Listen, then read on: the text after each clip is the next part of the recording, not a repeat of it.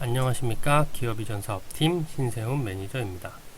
오늘 제가 소개해드릴 책은 누구든지 끌리게 만드는 컨텐츠의 정석이라는 책입니다. 이 책의 저자는 장근우라는 분인데요.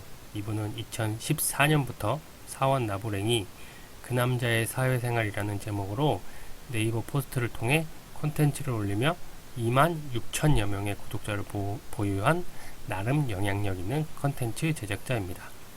요즘은 컨텐츠 제작자라는 말보다는 크리에이터라고 하는 게 맞겠네요. 그 남자의 사회생활이라는 포스트를 통해 자신의 일상을 올리고 그것에 공감하고 웃어주는 사람들이 많아져서 콘텐츠에 관한 강연도 다니고 책도 쓰게 되었다고 합니다.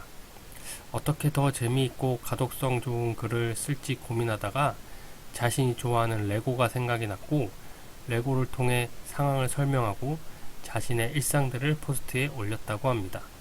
그렇다면 이분이 운영하고 있는 포스트가 어떤 포스트인지 궁금하지 않으세요?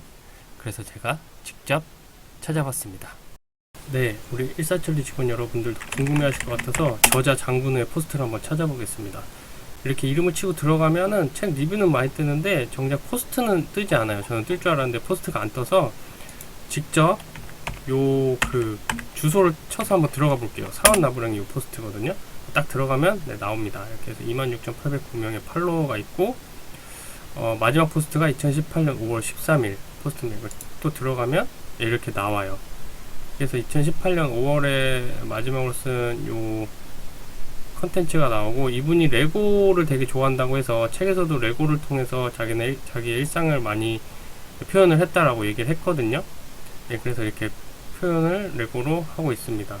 근데 아쉬운 거는 이제 2018년 5월 13일 포스트가 마지막이라는 거. 이분은 책에서 좀 꾸준하게 계속 쓰라고 했거든요.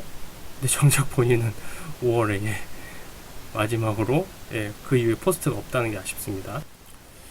책 내용을 간략히 설명해 드리자면, 이분은 콘텐츠를 만들 때 가장 자신 있는 것, 예를 들면 자신이 좋아하는 것이나 자신이 덕질을 하고 있는 것, 아니면 여행, 게임, 레고 등 자신 있는 걸 통해서 콘텐츠를 만들려고 얘기를 하고 있습니다. 그래서 아마 이분도 레고를 통해서 그 상황을 설명하고 자신의 일상을 설명했던 것 같고, 그리고 두 번째로는 사소한 것도 스토리로 만들어라. 그러니까 내 일상 속에서 일어나는 특별한 일이 아니라 그냥 평범하게 일어난 일들도 스토리로 만들어서 그것을 포스트에 올려라. 이렇게 설명하고 있습니다.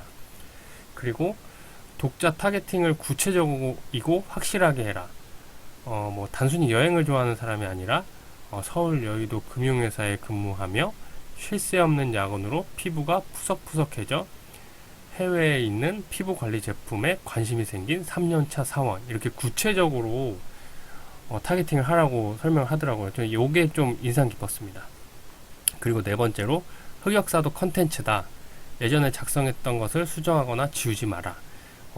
그 포스터가 조금씩 쌓여가면서 이게 자기도 어느 정도 노하우가 생기고 좀 좋아지는 게 보이니까 처음에 작성했던 포스트들을 지우려고 하는 욕심이 막 생겼대요. 근데 이제 그런 것도 컨텐츠니까 지우지 말고 계속 놔둬라 라고 얘기를 하고 있습니다. 그리고 다섯 번째로는, 조회수에 민감하게 반응하지 마라. 좋은 컨텐츠라면 조회수는 언젠가 올라간다. 끈기를 가지고 계속 콘텐츠 작성을 해라. 이렇게 설명하고 있고요. 여섯 번째로는, 명확한 목표를 가지고 콘텐츠 작성을 해라. 예를 들어 100회 연재하기, 이런 식으로 목표를 잡아서 콘텐츠 작성을 해라 라고 말하고 있습니다. 그리고 일곱 번째로, 꾸준하게 성실하게 지속적으로 콘텐츠를 작성해라 라고 이제 설명을 하고 있는데, 이건 약간 5번이랑 약간 겹치는 부분이 있습니다. 이 조회수에 반응하게 되면은 꾸준하고 성실하게 콘텐츠를 작성할 수 없다라고 이제 책에 설명하고 있는데, 그거랑 연관해서 쓰신 것 같고요. 아쉬운 건 아까 말씀드렸다시피 이분도 2018년 5월 이후로 콘텐츠가 없습니다.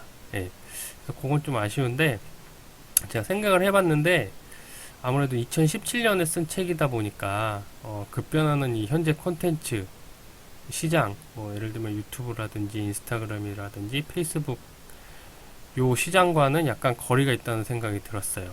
2017년은 유튜브가 이렇게 활성화가 되기 전이라고 알고 있거든요.